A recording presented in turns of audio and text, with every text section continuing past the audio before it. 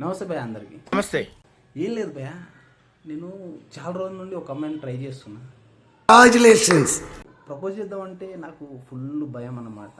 సరే ఈ అమ్మ ఎన్ని రోజులని ఇలాగే ఉంటాం, వెళ్ళి ప్రపోజ్ చేద్దామనిలే అని ఎలాగోలా ధైర్యం తెచ్చుకొని వెళ్ళా బ్రో.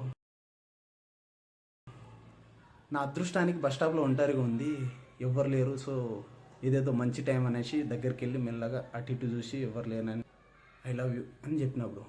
అంతే బ్రో, చెంపకు లాగా ఒకటి పళ్ళు మని వీకింది బ్రో.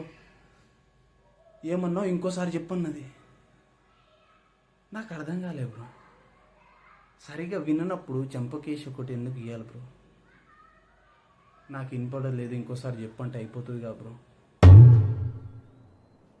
మూర్తి గారు, ఇలాంటప్పుడే గుండె రాయి చేసుకోవాలి. నేను అప్పుడు అనుకున్నా బహుశా ఈమెకు చెవుడేమో.